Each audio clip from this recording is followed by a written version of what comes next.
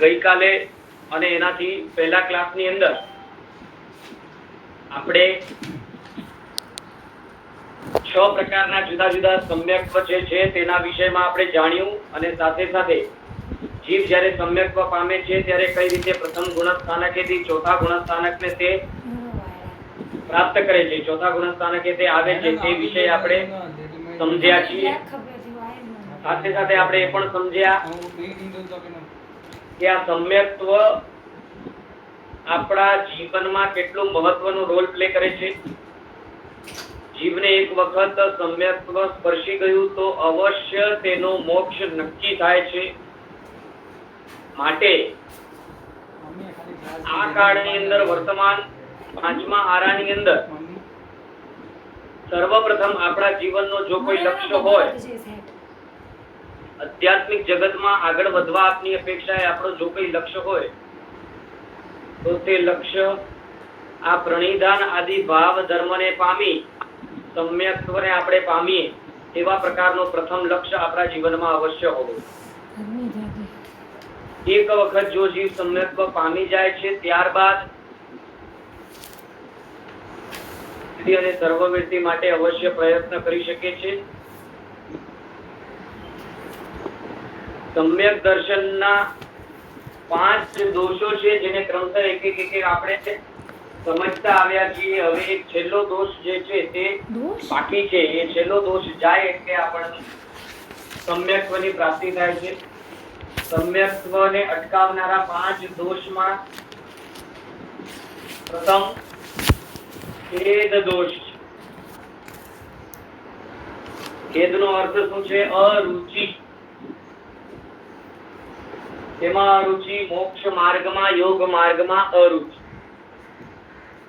Second નંબરનો દોષ છે ઉદ્વેગ, એટલે કંટાળો।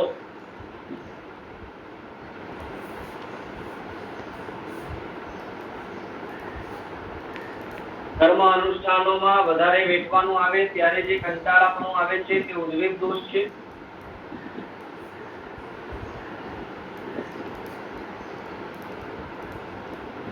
ત્રીજા નંબરમાં છે ક્ષેપ દોષ। ક્ષેપ દોષ,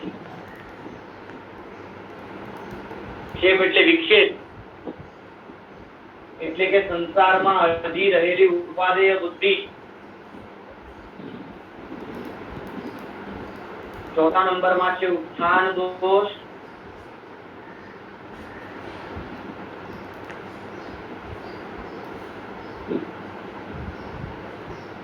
અને પાંચમા નંબરમાં છે ભ્રાંતિ દોષ।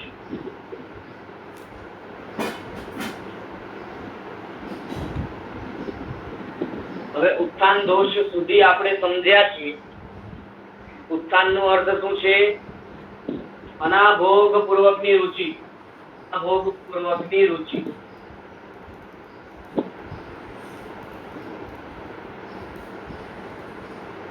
સંસારની રુચિ, અનાભોગ પૂર્વકની સંસારની રુચિ તે ઉત્થાન દોષ છે। અને ભ્રાંતિ દોષ જાય, આ 5 દોષ ક્રમશઃ જતા જાય એટલે જીવ આંશિક વિવેક પ્રાપ્ત કરતો જાય। અને પાંચમો ભ્રાંતિ નંબરનો દોષ જ્યારે સંપૂર્ણ જાય છે ત્યારે જીવ સંપૂર્ણપણે સમ્યક્ત્વ પામે છે।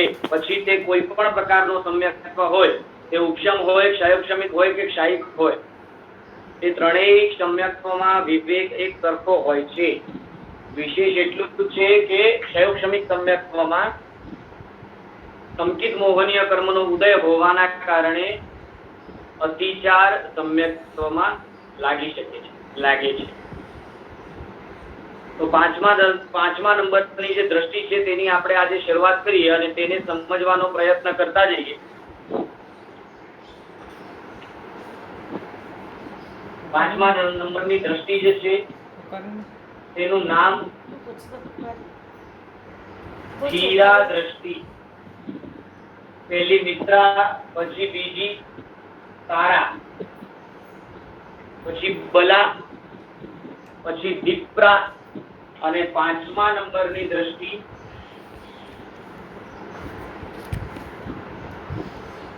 હીરા દ્રષ્ટિ। પાંચમા નંબરની દ્રષ્ટિનું નામ છે સ્થિરા દ્રષ્ટિ. આવું નામ આપવા પાછળનું કારણ સમજાવતા શાસ્ત્રકાર ભગવંતો કહે છે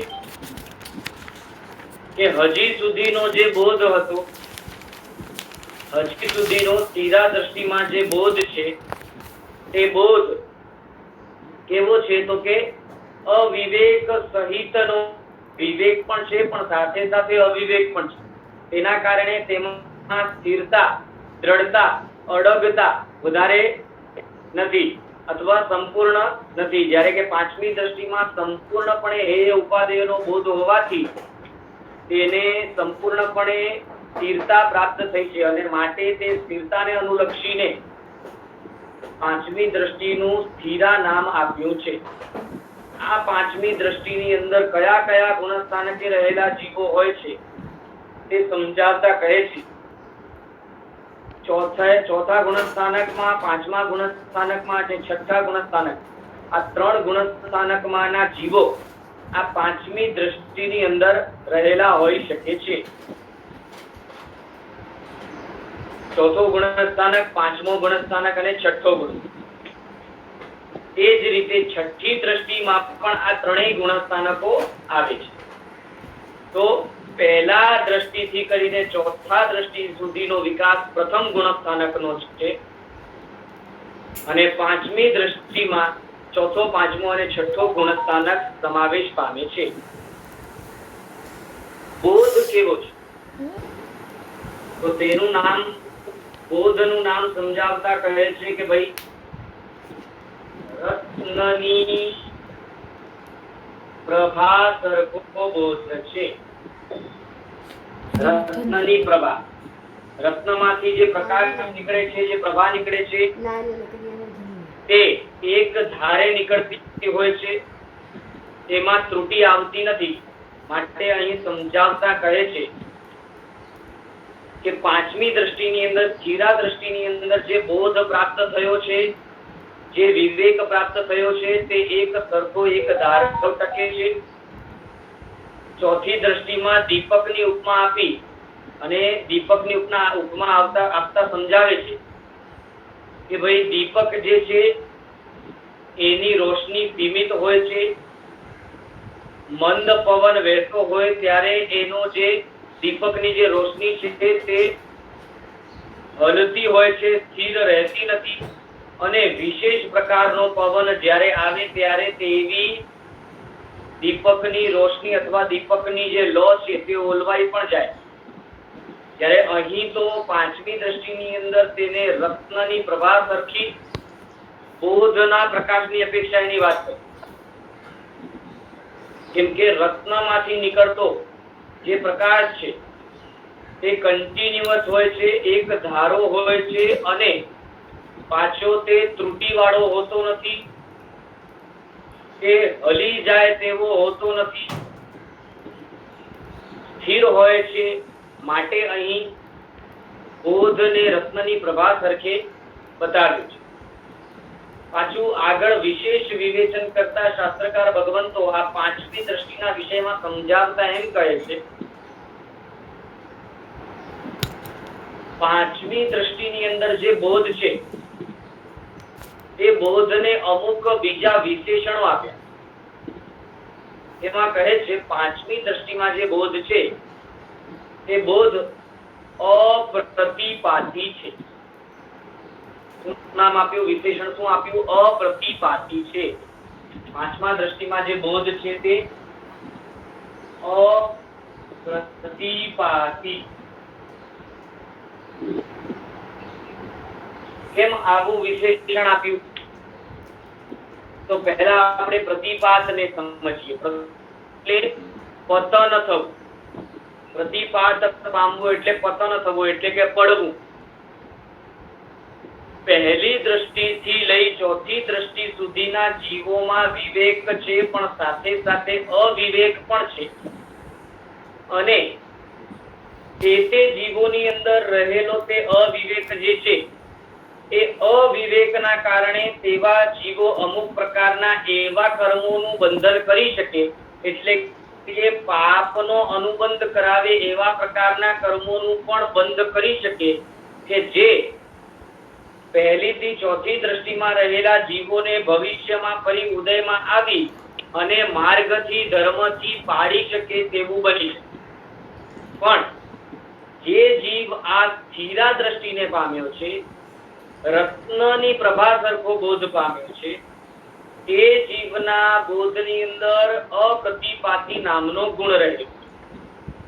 આ બોધ પામેલો જીવ આ દ્રષ્ટિની હાજરીમાં પોતે જે કર્મ બાંધે છે તે અવશ્ય પુણ્યાનુબંધી પુણ્ય જ બાંધે છે. ચોથી દ્રષ્ટિ સુધી બંને કર્મોનો સ્કોપ છે, પુણ્યાનુબંધીનું પણ અને પાપાનુબંધીનું પણ. જ્યારે અહીં પાંચમી દ્રષ્ટિને સ્થિર થયેલો જીવ અવશ્ય પુણ્યાનુબંધી પુણ્ય જ બાંધે છે અને એના કારણે એના દ્વારા બંધાતા પાપ કર્મો અનુબંધ પુણ્યનું જ પડાવે છે. આ સ્થિરા દ્રષ્ટિમાં રહેલા જીવોના જીવનમાં બિલકુલ પાપ નથી હોતું તેવું કહેતા નથી. અવશ્ય તેમના જીવનમાં પાપની પ્રવૃત્તિ હોય છે, છતાં પણ પાપની પ્રવૃત્તિ કરતા જે પાપ થાય છે તે પાપને તેઓ સ્પષ્ટપણે પાપ તરીકે સ્વીકારે છે અને તેને નહીં કરવા યોગ્ય સંપૂર્ણપણે માને છે. એટલે કે તે પોતાના જીવનમાં જે પાપ કરે છે તે પાપ અરુચિપૂર્વકનો હોય છે અને માત્ર પૂર્વે બાંધેલા કર્મના ઉદયના કારણે તેવા પ્રકારનું પાપ એમના જીવનમાં હોય છે. પણ આ વખતે સ્થિરા દ્રષ્ટિને પામેલો જીવ જે પણ પ્રવૃત્તિ કરે છે તેમાં બંધ પાપનો પણ થઈ શકે છે, પણ અનુબંધ તો પુણ્યનો જ પડે છે. અને તેના કારણે એ એવા પ્રકારના કોઈ પણ પાપ બાંધતો નથી, એટલે એવા પ્રકારના કોઈ પણ કર્મ બાંધતો નથી કે જે એને આગળ જતા પોતાના ધર્મના વિકાસ તરફ અંતરાયભૂત બની છે. હા, એ જ્યારે પાંચમી દ્રષ્ટિ નહોતો પામ્યો, બીજી અમુક દ્રષ્ટિઓની અંદર હતો અથવા તો સંપૂર્ણપણે મિથ્યાત્વ દશામાં હતો, ત્યારે એના દ્વારા જે પાપ બંધાયું છે એ જો એને ઉદયમાં આવે તો એના કારણે એના જીવનમાં પાપ પ્રવૃત્તિઓ આદિ વિશેષ હોઈ શકે તેવું બની છે. પણ એના જીવનમાં પાપ પ્રવૃત્તિ કરતો હોય ત્યારે પણ રુચિપૂર્વક તે પાપ પ્રવૃત્તિ ન જ કરે. સંપૂર્ણપણે તે પાપ પ્રવૃત્તિમાં તેને અરુચિ છે, રુચિ બિલકુલ નથી. અને પાપ પ્રવૃત્તિ એના દ્વારા જે થાય છે તે પાપ પ્રવૃત્તિની અંદર તેને અવશ્ય ખેદ છે, એટલે કે એને ડંખે છે તે પ્રવૃત્તિ. માત્ર અમુક કર્મોના ઉદયના કારણે તેને તે પ્રવૃત્તિ જીવનમાં કરવી પડે છે. આવા પ્રકારનો અપ્રતિપાતી બોધ અહીં આ સ્થિરા દ્રષ્ટિમાં પ્રાપ્ત થાય છે. એટલે આ અપ્રતિપાતી કહ્યું. અને બીજી બાજુ આપણે ગઈકાલે જોયું કે ભાઈ પાંચમા દ્રષ્ટિમાં એટલે કે ચોથા ગુણસ્થાનક આદિને પામ્યા પછી પણ જીવ ફરી પડી શકે છે, પહેલા ગુણસ્થાનકને પામે છે, બની શકે છે તેવું. અને બીજી બાજુ કે જો બોધ અપ્રતિપાતી છે, વિના પતન વાળો છે, તો બંને વિરોધાભાસ કેમ? તો અહીંયા તેનું સ્પષ્ટીકરણ કરતા શાસ્ત્રકાર ભગવંતો સમજાવે છે કે એના જીવનમાં જે પણ પતન પાંચમી દ્રષ્ટિને પામ્યા બાદનું થશે, એટલે કે ચોથો આદિ ગુણસ્થાનક પામ્યા બાદ જે એના જીવનમાં પતન થશે તે પતન એના જીવનમાં રહેલા વિવેક ને કારણે નથી થતો. એટલે હવે એના જીવનમાં અવિવેક બિલકુલ નથી. તો અવિવેક નથી માટે પતન અવિવેકથી થઈ શકે તેવો કોઈ સ્કોપ નથી રહ્યો. એના જીવનમાં હવે જો પતન થાય તો માત્ર સમજવાનું કે એના મિથ્યાત્વ આદિ દશામાં પૂર્વે બાંધેલા કર્મોના ઉદયના કારણે જ થઈ શકે. તો એવા પ્રકારના ઉદયના કારણે પતન અવશ્ય થઈ શકે છે. અને માટે જ આપણે ગઈકાલે પણ વાત કરી હતી કે ઉપશમ આદિ સમ્યક પામ્યા બાદ જ્યારે જીવ ઉપશમ સમ્યકનો કાળ પૂર્ણ કરે છતે પડે છે તો તેને મિથ્યાત્વ દશાની અંદર બાંધેલા અનંતાનુબંધી આદિ કર્મો જે છે તે ઉદયમાં આવી શકે અને એના કારણે તે નીચે પડી શકે તેવું બને છે. પણ પાંચમી દ્રષ્ટિનો બોધ પામ્યા પછી જે કર્મોનું બંધ થાય છે તે તો અવશ્ય તેને પતનનું કારણ નથી બનતા ને નથી જ બનતા. અને માટે જ કહ્યું છે કે સમ્યક્ત્વ પામી ગયા બાદ જીવ કેટલો સળસળાટ તે પોતાના મોક્ષ તરફની ગતિ કરી શકે છે. તે આપણે હવે આવા વચનો સમજ્યા બાદ સરળતાથી સમજી શકીએ છીએ કે પાંચમી દ્રષ્ટિ પામ્યા બાદ એ જે કર્મ અવશ્ય પુણ્યાનુબંધી જ પુણ્ય તેમાં બંધાય. અને પુણ્યાનુબંધી પુણ્ય કેવો છે? તો કે તે જીવનમાં સહાયક બને છે. તેમાં સહાયક બને છે, આધ્યાત્મિક વિકાસમાં સહાયક બને છે. માટે પુણ્યાનુબંધી પુણ્ય કર્મ બાંધવાથી આધ્યાત્મિક વિકાસમાં પતન થઈ શકે તેવી શક્યતા ન હોવાના કારણે અપ્રતિપાતી એવો તે ગુણ આ રત્નની પ્રભા સરખો જે બોધ બતાવ્યો, એટલે સ્થિરા દ્રષ્ટિમાં જે બોધ બતાવ્યો તેનો એક વિશેષણ બતાવતા કહે છે તે અપ્રતિપાતી છે. સેકન્ડ નંબરનો વિશેષણ બતાવતા કહે છે તે બોધ પ્રવર્ધમાન.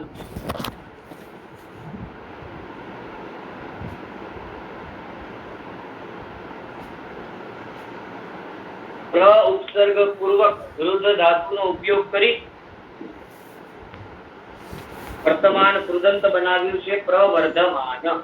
એનો અર્થ શું છે?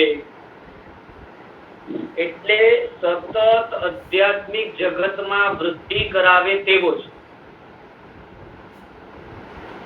આ પુણ્યાનુબંધી પુણ્યનો એકાંતે વખાણ કરતા શાસ્ત્રકાર ભગવંતોએ શાસ્ત્રોની અંદર જણાવ્યું છે, એક વખત જો જીવ પોતાના જીવનમાં પુણ્યાનુબંધી પુણ્ય બાંધવાનું અંશથી પણ ચાલુ કરે, જીવે પોતાના જીવનમાં ક્યારેય પણ પુણ્યાનુબંધી પુણ્યનો બંધ કર્યો હોય તો અવશ્ય તે પુણ્યાનુબંધી પુણ્ય એવો છે કે તેને મોક્ષ સુધી પહોંચાડીને પછી જ દમ લે.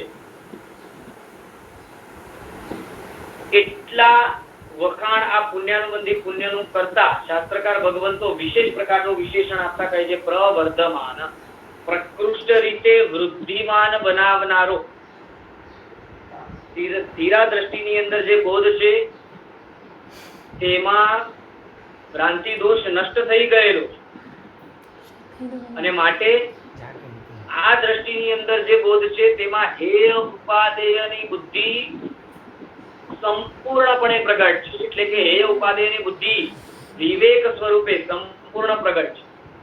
અંશ માત્ર પણ હવે તેને પાપ જ્યાં છે તે પાપ રૂપે ન લાગે તેવું નથી બનતું.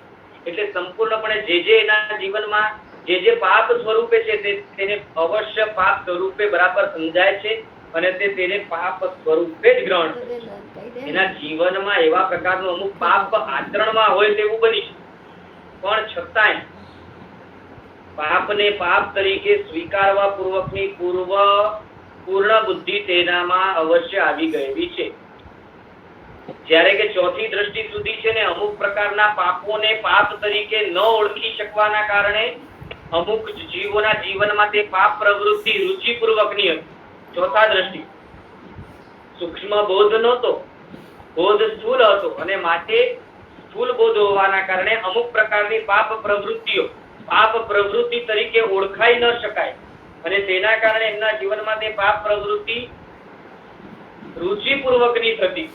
દાખલા તરીકે અન્ય ધર્મની અંદર જેમ આપણા જૈન દર્શનની અંદર સાધુપણું લઈએ તો જે અમુક નિયમો પાડવાના આવે તે રીતે અન્ય દર્શનોની અંદર પણ સાધુપણું તો છે, સંન્યાસીઓ બને જ છે, પણ સંન્યાસી બનવું એટલે શું તો તેની વ્યાખ્યા કરતા શાસ્ત્રકાર ભગવંતો બતાવે છે કે સંન્યાસી બનવું એટલે સંપૂર્ણપણે સંસારનો ત્યાગ કરવો.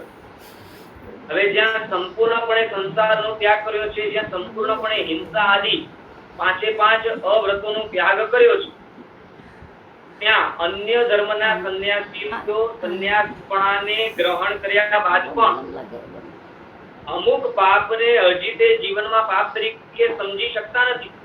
દાખલા તરીકે એમના જીવનમાં અમુક પ્રકારની પવિત્રતા વગેરે સાચવવા માટે તેઓ સ્નાન આદિ પણ કરતા હોય છે, અથવા તો અમુક પ્રકારના અંશથી અવિવેક જે રહી ગયો છે તેના કારણે તેઓ પોતે અમુક પ્રકારના એમનાથી નીચલી કક્ષામાં રહેલા જે જીવો છે એમની પણ ભક્તિ આદિ કરતા હોય છે. તો આવા બધા જે પાપ કાર્યો છે કે જેમને હજી તેઓ પાપ તરીકે સમજી શક્યા જ નથી, તેના કારણે તેમના જીવનમાં અમુક પ્રકારની આવી પાપ પ્રવૃત્તિ રહી જાય.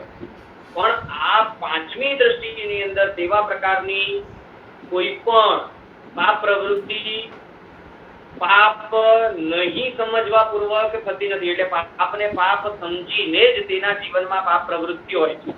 પાંચમી દ્રષ્ટિમાં આવી ગયેલા જીવના જીવનમાં પાપ જે પણ હોય તે પાપને પાપ સ્પષ્ટપણે સમજીને જ તે કરતો. તત્વ ભાસમાં તેની તત્વ બુદ્ધિ ન હોય તો જે દોષ નષ્ટ થયો છે તેના વિષયમાં હમણાં આપણે વાત કરી, ભ્રાંતિ નામનો દોષ. આવા પ્રકારની અમુક ભ્રાંતિઓ જે છે તે ચોથા દ્રષ્ટિમાં હજી પડેલી છે, જ્યારે કે પાંચમા દ્રષ્ટિમાં આ નાની મોટી જે ભ્રાંતિઓ છે તે ભ્રાંતિઓ નષ્ટ થાય છે. અને માટે આ બધા એકબીજાના પૂરક છે. ભ્રાંતિ નષ્ટ થાય છે માટે જ રત્નની પ્રભા સરખો સ્થિર બોધ તેને પ્રાપ્ત થાય, અને માટે જ તેનું નામ સ્થિરા આપેલું છે, અને માટે જ તેને અપ્રતિપાતી અને પ્રવર્ધમાન વગેરે વિશેષણો આપ્યા. આ બધું એકબીજા સાથે લાગતું છે. પ્રવર્ધમાન વગેરે આ જે વિશેષણો આપણને આપ્યા છે, આનાથી આગળ પણ પ્રવર્ધમાન પછી ત્રીજા નંબરનો વિશેષણ આપતા કહે છે. ફર્સ્ટ નંબરમાં અપ્રતિપાતી છે, સેકન્ડ નંબરમાં પ્રવર્ધમાન છે આ બોધ, થર્ડ નંબરમાં કહે છે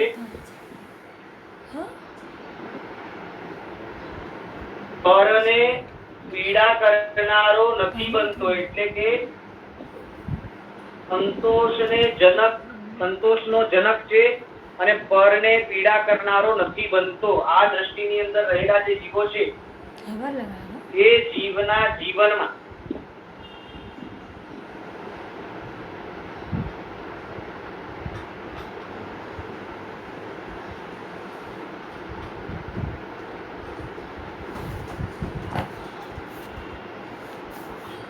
આ દ્રષ્ટિની અંદર રહેલા જીવોના જીવનમાં આ બોધ એવો આવ્યો કે એ બોધના કારણે તેમના દ્વારા બીજા જીવોને કોઈ પણ પ્રકારની પીડા ન થાય તેવા પ્રકારનું આચરણ એમના જીવનમાં હોય છે.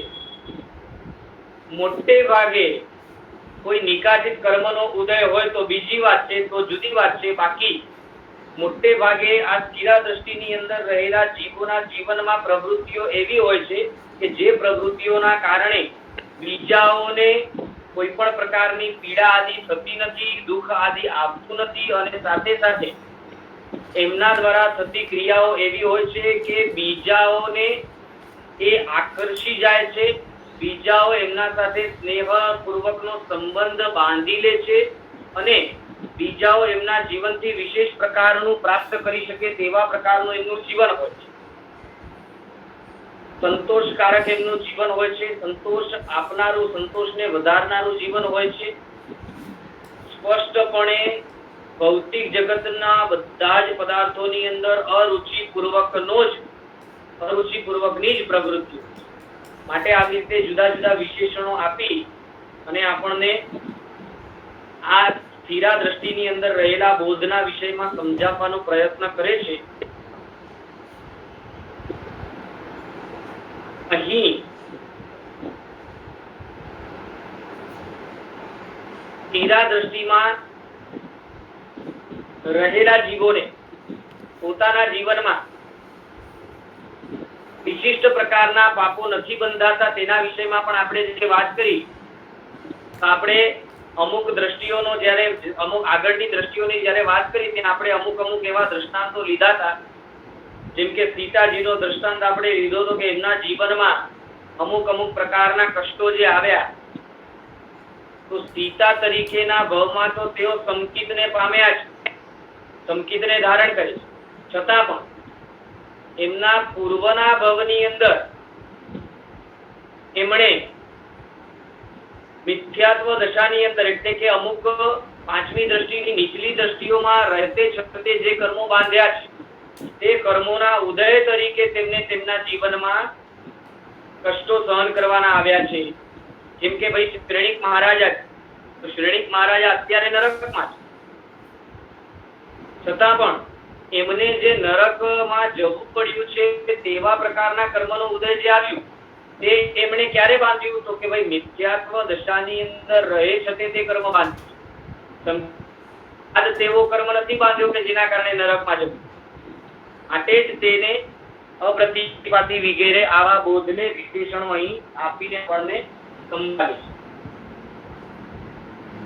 હજી બે વિશેષણો આપ્યા છે, તે વિશેષણોને પણ આપણે વિશેષ રીતે લઈશું. આગળ આપણે આપણો વિષય કન્ટિન્યુ આ પાંચમી દ્રષ્ટિનો આધ્યાત્મની અંદર કરશું.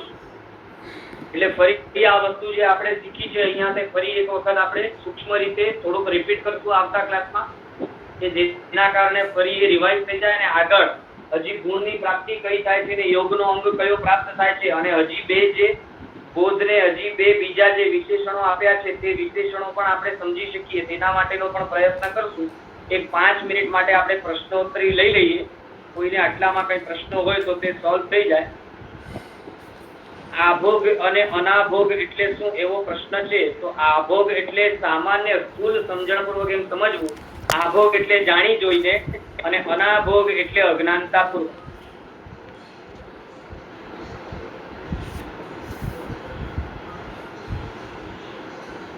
નેહાબેન મારું બોલો. પ્રણામ સર. બાપુજી, એક જ પૂછવું હતું, જેમ સીતાજીનું આપણે જણાવ્યું તેમ મહાભારતના યુદ્ધમાં પાંડવો જયારે યુદ્ધ કરે છે ત્યારે એમને સંકિત સમ્યક્ત છે કે નથી? જી જી ચોક્કસ છે. એ સમજણ પૂર્વકને કર્યું છે. હાજી હાજી, એ કર્તવ્ય જો અહીંયા તો છે ને, ત્યાં તો છે ને પાછું કર્તવ્યતા રૂપ પણ આવે, અને તેઓ પાંચમી દ્રષ્ટિમાં છે છતાં પણ કઈ સંપૂર્ણપણે વિતરાગી બની ગયા નથી.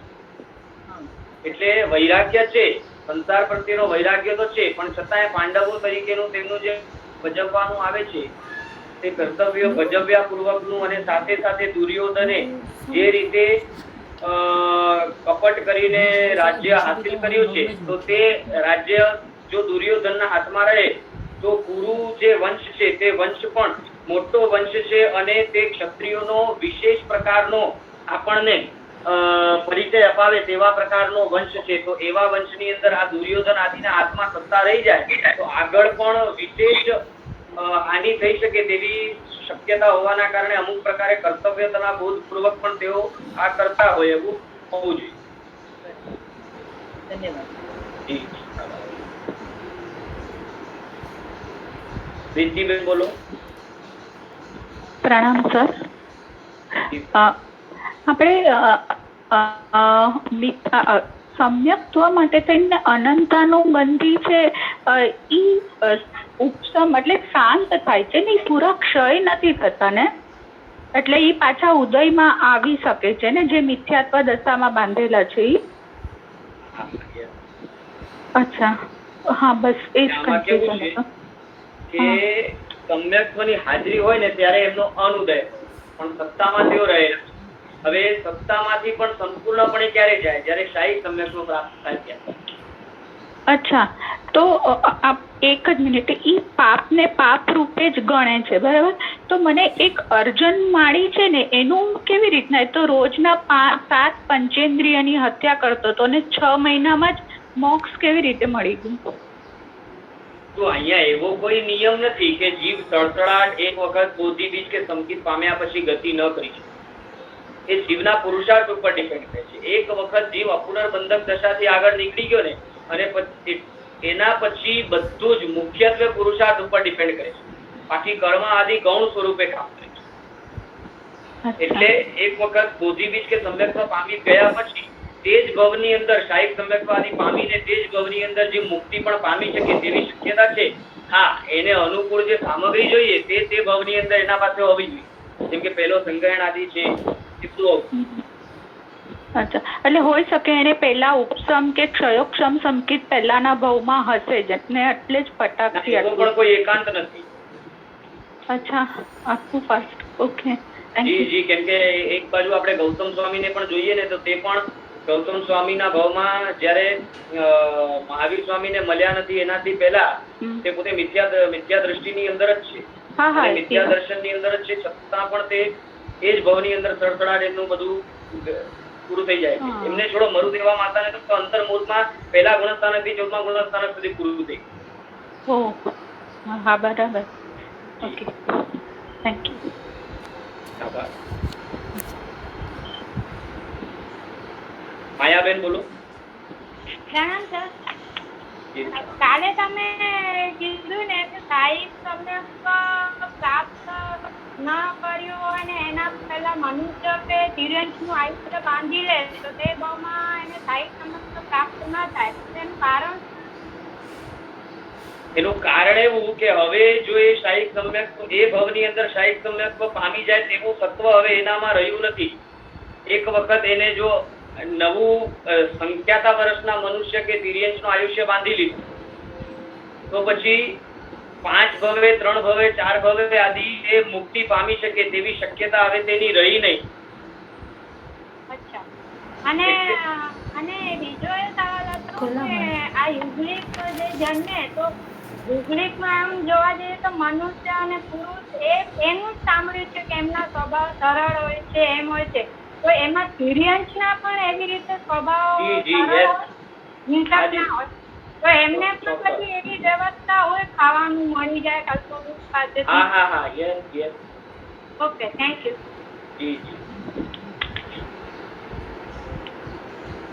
ચલો હવે આજ માટે આપણે આટલું રાખીએ છીએ. બાકીના પ્રશ્નો આપણે આવતીકાલે લઈ લઈશું. આજ માટે આપણે આટલું પૂરું કરીએ છીએ. આપણો સમય પૂર્ણ થયો છે. જીનાક્ષના વિરુદ્ધ બોલાયો હોય તો ભિક્ષામિ દુક્કડમ. સર્વમંગલ માંગલ્યમ સર્વકલ્યાણ કારણમ પ્રદાનમ સર્વધર્માણામ જૈનમ જયતિ શાસનમ જીનતાશન દેવકી જય. પ્રણામ બધાને. આભાર નીરવભાઈ.